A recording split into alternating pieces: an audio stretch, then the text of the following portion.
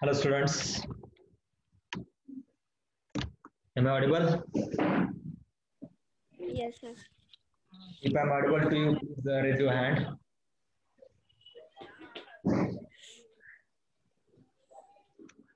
Okay, so there are 12 candidates. We will wait for the 1 minute, 1 or 2 minutes, and then we'll start our discussion.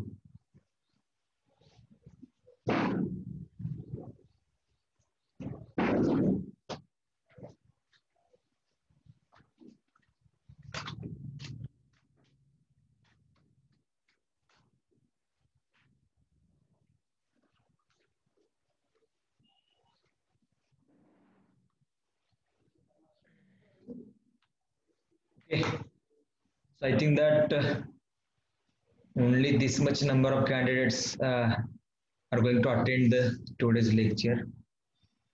Okay, so we'll start our discussion, and remaining students will join to us later on, and they will get time. Okay, shall we start? Yes, we'll just take 10 to 15 minutes Yes, sir. to discuss over one concept, and then we'll go to the next point. So just I will share one screen with you.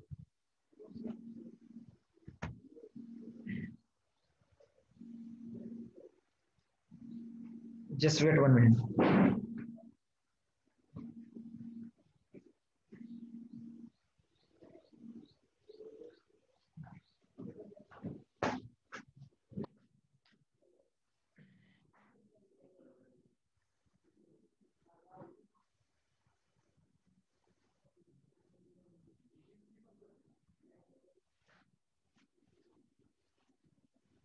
Okay, students, could you see the slide presentation? Could you see the presentation? Just 1 minute.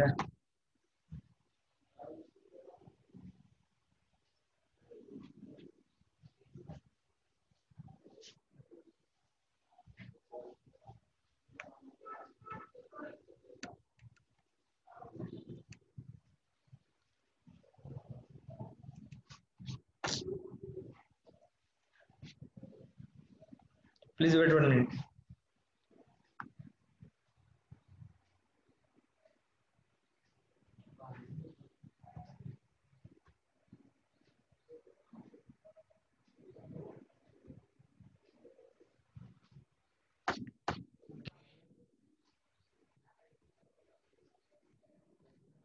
I will share the screen.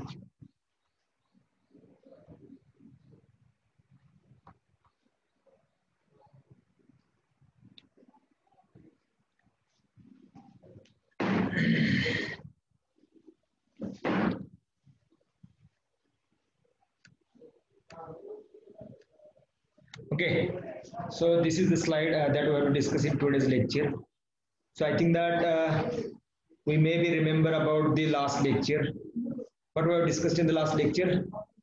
In the last lecture, we have discussed about the sodium potassium pump, and I think that you maybe understood what is the sodium potassium pump and how the sodium potassium pump works. Okay, so now in today's lecture, we have to discuss about the role of the some metal ions in the biological system with respect to the or with reference to the sodium, potassium, magnesium, and the calcium.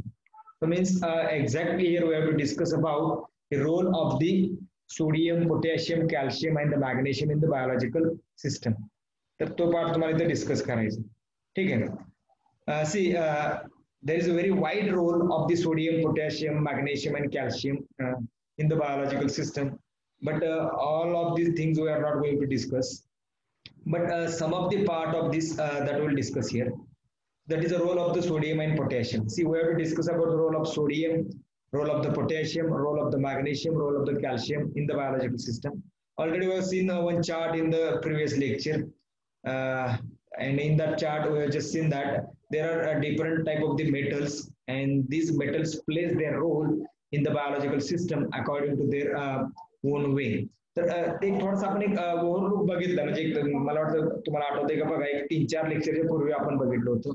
एक त्याच्यामध्ये आपण एक chart दिला होता, आणि chart मध्ये essential element एका column मध्ये होते आणि दुसऱ्या कॉलम मध्ये आपण काय बघितलं होतं, what is the role of each essential element. तर प्रत्येक इसेन्शियल एलिमेंटचा काय रोल आहे जस्ट ओव्हरलुक केलं होतं.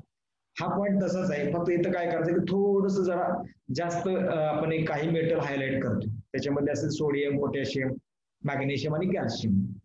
ठीक आहे. तर these 4 elements we are highlighting much and we are just discussing here role of these elements in the biological system with generally with reference to काय म्हणतो आपण जनरली सोडियम, पोटॅशियम, मॅग्नेशियम आणि calcium. तर हा बेसिक पॉइंट आहे. तर आजच्या लेक्चरला आपण फक्त काय करणार आहे की what is the role of the sodium and potassium in the biological system. So this point we have to discuss in the today's lecture.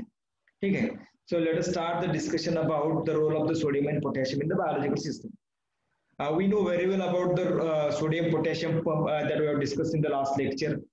आता मग हे सोडियम पोटॅशियम पंप काय काम करतो actually, it balances the concentration of sodium and potassium inside and outside the cell. सेलच्या आतमध्ये आणि बाहेर मध्ये काय की सोडियम आणि पोटॅशियमचं जे कॉन्सन्ट्रेशन आहे ह्या दोन आयन्स, तर ते कॉन्सन्ट्रेशन बॅलन्स करायचं काम ऍक्च्युअली सोडियम पोटॅशियम पंप मधून होतं. आणि हे कसं होतं, it happens due to the ATP. So it is a energy molecule that is ATP, adenosine triphosphate. आणि या एटीपी मुळे काय होतं ऍक्च्युअली सोडियम आणि पोटॅशियमची देवाणघेवाण होत असते. आणि ज्यावेळेस सोडियम आणि पोटॅशियमची अशी देवाणघेवाण होते त्याच्यामध्येच बेसिकली काय होतं की सोडियम आणि पोटॅशियमचं एनर्जी तयार होते आणि ती एनर्जी त्या सेल कडून वापरली जाते. म्हणजेच काय की when ATP helps to exchange the sodium and potassium towards inside and outside the cell, so during this process there is generation of the energy and this energy is utilized by the cells. म्हणजे basically हे सगळं एकमेकाला काय की coincide हे सगळे functions जे आहेत ते फंक्शन्स चालतात. In today's lecture we have to highlight about actually in what way the sodium and potassium plays their role in the biological system, how it helps to improve the biological system, or how it helps to smoothly operation of the biological system. तर biological system smooth operation चालण्यासाठी actually sodium आणि potassium कसं काम करतं, कुठल्या कुठल्या ठिकाणी काम करतं, त्याच्यातलं काही आपण थोडंसं इथं काय हायलाइट घेणार आहे. Actually, it is a very wide thing to discuss about the role of sodium and potassium. तर त्याच्यातले काही इम्पॉर्टंट रोल जे आहेत तर ते इम्पॉर्टंट रोल आपण इथे डिस्कस करतो. Okay, so very first role is here that is to maintain the sensitivity of the nerves. Very first role that we are going to discuss here, to maintain the sensitivity of the nerve. तर हा पहिला role जो आहे तर हा पहिला role आपल्याला discuss करायचा की नर्वची सेन्सिटिव्हिटी मेंटेन करायचं काम जे आहे ते ऍक्च्युअली सोडियम आणि पोटॅशियम पंप करतात. तर नर्वची सेन्सिटिव्हिटी मेंटेन करणं म्हणजे काय हो, जर आपल्याला एखादा चिमटा घेतला तर चिमटा घेतल्यानंतर आपल्याला पटकन जाणवतं की चिमटा आपल्याला घेतलेला आहे, बरोबर आहे. म्हणजे हे कसं कळतं ऍक्च्युअली, तर it is due to the nerve. म्हणजे नर्व काय करतात की it passes the signal towards the brain. तर ब्रेनकडे सिग्नल ऍक्च्युअली पास करतात, बरोबर. मग आपण आता नर्व पास करतात म्हणजे काय की ऍक्च्युअली नर्वला सिग्नल मिळतो कसा, कुठून मिळतो, तर ते नर्वला सिग्नल देण्याचं जे काम आहे ना, it happens due to the sodium and potassium. म्हणजेच काय सांगितलं बघा, ratio of the sodium and potassium, ratio of the sodium and the potassium in the cell and outer fluid. Outer fluid म्हणजे fluid which is present outside the cell. म्हणजे आपण काय म्हणू शकतो की ratio of the sodium and potassium inside the cell and outside the cell develops the potential drop and hence इलेक्ट्रिफाईंग the nerve impulses. बरोबर. आता basically म्हणजे आता इलेक्ट्रिफाईंग द नर्व इम्पल्सेस म्हणजे काय की सोडियम आणि पोटॅशियमचा जर इम्बॅलन्स झाला, सोडियम आणि पोटॅशियमचा जर इम्बॅलन्स झाला तर त्या इम्बॅलन्समुळे बेसिकली काय होतं की एक पोटेन्शियल ड्रॉप तयार होतो. पोटेन्शियल ड्रॉप म्हणजे काय की डिफरन्स तयार होतो. म्हणजे दोन टोक, म्हणजे जनरल आपण पोटेन्शियल डिफरन्स असं म्हणतो कन्सेप्ट, तर तसा पोटेन्शियल डिफरन्स इथं तयार होतो.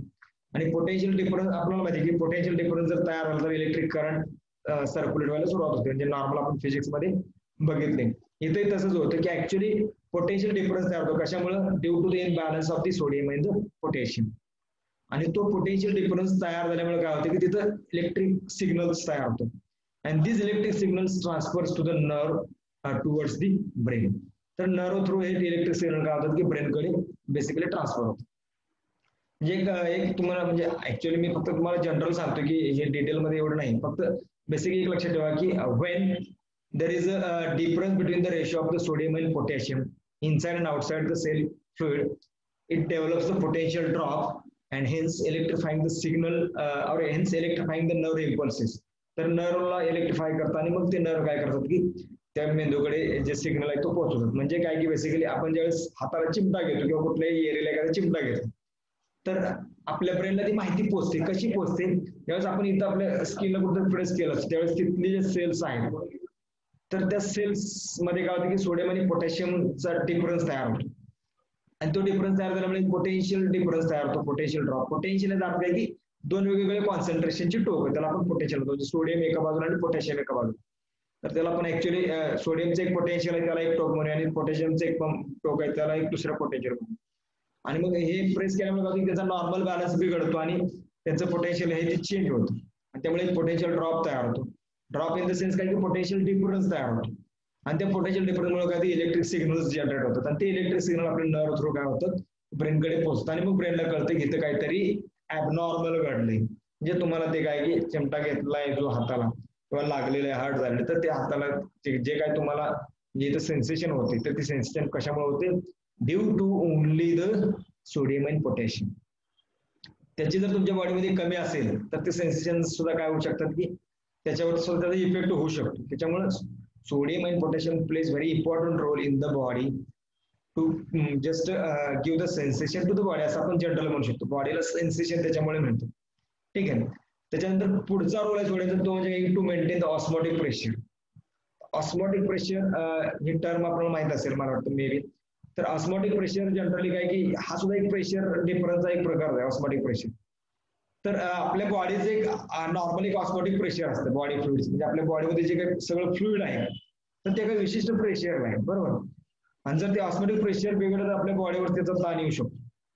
ठीक आहे. आणि त्याच्यामुळे ऑस्मोटिक प्रेशर जे आहे तर ते ऑस्मोटिक प्रेशर बॉडीचं मेंटेन ठेवायमध्ये सुद्धा सोडियम आणि पोटॅशियमचा रोल जो आहे तो खूप इम्पॉर्टंट रोल आहे. म्हणजे it maintains the normal osmotic pressure of the different body fluids. कारण बॉडी फ्लुइड्स वेगवेगळे आहेत आपल्या बॉडीमध्ये प्रत्येक भागामध्ये वेगवेगळे बॉडी फ्लुइड्स आहेत. तर प्रत्येक बॉडी फ्लुइडचं जे ऑस्मोटिक प्रेशर आहे ते नॉर्मल ठेवायचं काम सोडियम आणि पोटॅशियम करतं आणि त्याच्यामुळे आपल्या बॉडीचं हायड्रेशन जे आहे ते हायड्रेशन सुद्धा नॉर्मल राहतं. म्हणजे किती घाम बाहेर पडला पाहिजे जेवढं आपल्या शरीराला रिक्वायर म्हणजे जनरली काय की फ्लुइड आहे तेवढं फ्लुइड घेऊन बाकीचं तुमचं घामा वाटे किंवा बाकीच्या ज्या काही सिस्टम्स आहेत युरिन थ्रू तर ते सगळं बाहेर पडतं फ्लुइड बरोबर. तर म्हणजे एक बॉडीचा नॉर्मल हायड्रेशन बॅलन्स जो आहे तर तो हायड्रेशन बॅलन्स हा सोडियमवर राहतो किंवा पोटॅशियमवर दोघांमध्ये. त्यानंतर तिसरं जे आहे ते म्हणजे पीएच रेग्युलेशन. तर सोडियम अँड पोटॅशियम याचे जे साल्ट्स आहेत हे कोणावर बनलेले साल्ट म्हणजे when the sodium binds with a weak acid और when the potassium binds with a weak acid तर त्याचे एक साल्ट तयार होतं वीक ऍसिड बरोबर तयार झालेले साल्ट. तर this salts form a buffer solution. ते एक बफर म्हणून काम करतं. बफर सोल्युशन म्हणजे तुम्हाला माहिती आहे की बफर काय करतं की it resist the change in the pH. PH मध्ये चेंज व्हायला तर रेजिस्ट करतं म्हणजे it resist to change in the pH. PH ला चेंज होऊ देत नाही आणि याच्यामुळे काय होतं की बॉडीचं इंट्रासेल्युलर आणि एक्स्ट्रासेल्युलर जे फ्लुइड आहे त्याचा पीएच मेंटेन राहतो. म्हणजेच काय की Wien salts of the sodium and potassium with the weak acid they forms the buffer. म्हणजेच when sodium and potassium combines with the weak acid they forms the salt and these salts works as a buffer. This salts works as a buffer and this buffer maintains the constant pH in the intra and the extracellular fluid.